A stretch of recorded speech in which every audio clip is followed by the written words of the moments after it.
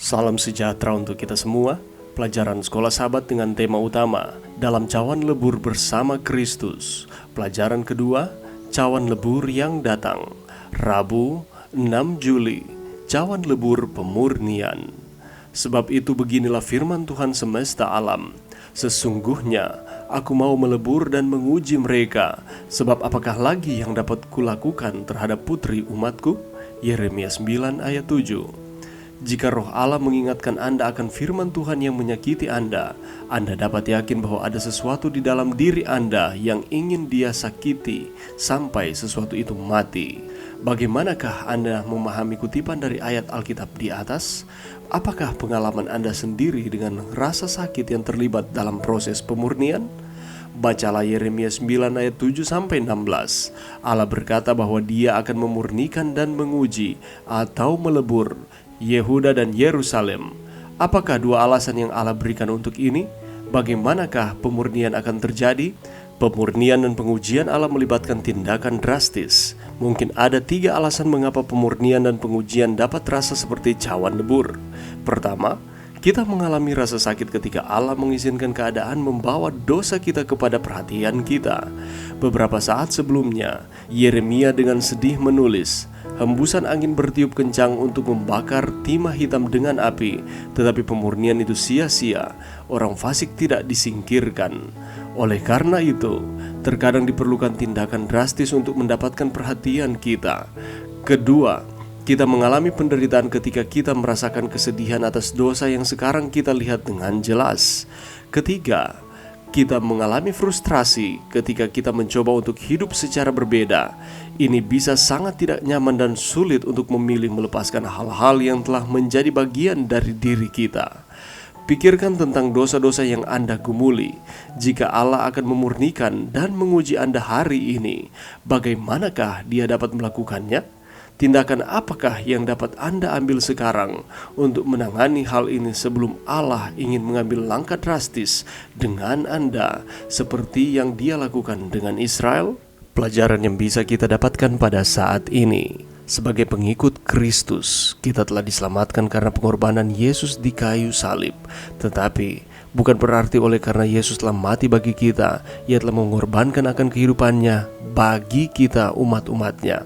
Maka kita sudah hidup bebas dari masalah, tidak lagi luput dari ujian dan tantangan, bahkan tekanan di dalam kehidupan.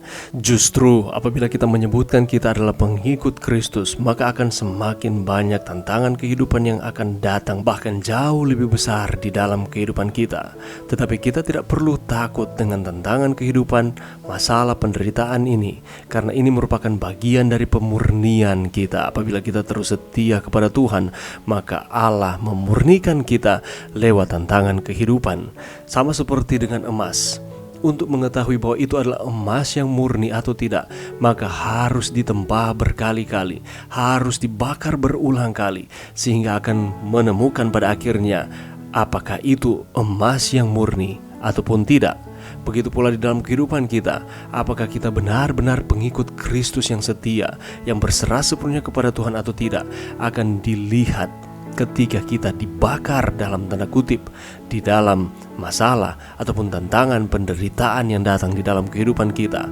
Apakah kita mau belajar bergantung kepada Tuhan, atau kita hanya mengandalkan akan kekuatan kita sendiri, dan pada akhirnya kalau kita hanya mengandalkan akan diri kita sendiri, kita akan mengalami kekalahan di dalam kehidupan kita. Coba kita bayangkan, apabila Daud lari dari hadangan Goliat, raksasa dari Gat itu, ia tidak akan pernah menjadi salah satu tokoh besar yang tercatat di dalam Alkitab.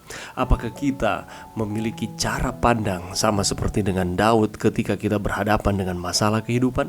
Seringkali kita terpengaruh dengan tantangan kehidupan yang datang dalam kehidupan kita, sehingga kita meragukan Tuhan.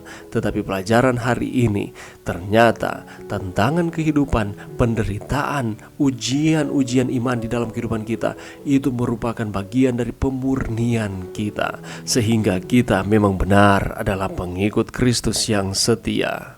Yeremia adalah orang yang diutus Tuhan untuk menyatakan kebenaran kepada umat Israel.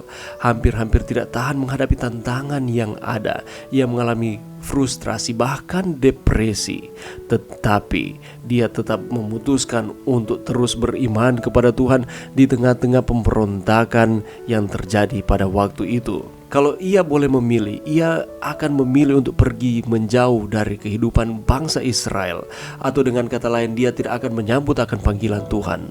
Tetapi ia lebih memilih untuk terus ada di dalam Tuhan, di tengah-tengah tantangan kehidupan, di dalam pergumulannya, untuk membawa Israel pada pertobatan. Bagaimana dengan kita? Bagaimana cara kita melihat masalah ataupun penderitaan di dalam kehidupan kita? Apakah kita lihat itu sebagai ujian iman bagi kita supaya kita dapat memperoleh pemurnian? Atau justru kita melihat itu sebagai suatu masalah yang besar dan pada akhirnya membuat hubungan kita dengan Tuhan menjauh? Mari kita terus setia kepada Tuhan di dalam kehidupan kita. Lewat penderitaan, pergumulan hidup, kita belajar untuk bergantung sepenuhnya kepada Tuhan. Karena apabila kita hanya mengandalkan kehidupan kita sendiri, maka kita akan memperoleh kegagalan demi kegagalan. Tetapi apabila kita ada di dalam Tuhan, walaupun saat ini kita mengalami penderitaan, itu merupakan ujian bagi kita. Kita sedang mengalami pemurnian dan kita adalah umat-umatnya, sehingga pada akhirnya di dalam Tuhan kita memperoleh kemenangan. Mari berdoa. Terima kasih Tuhan atas firman-Mu pada saat ini. Ketika kami diizinkan untuk mengalami tantangan di dalam kehidupan kami, kami tahu Tuhan ini adalah bagian dari pemurnian untuk kami terus setia kepada Tuhan. Dan kami memilih untuk kami terus berada di dalam Tuhan. Ini doa kami di dalam nama Yesus. Amin.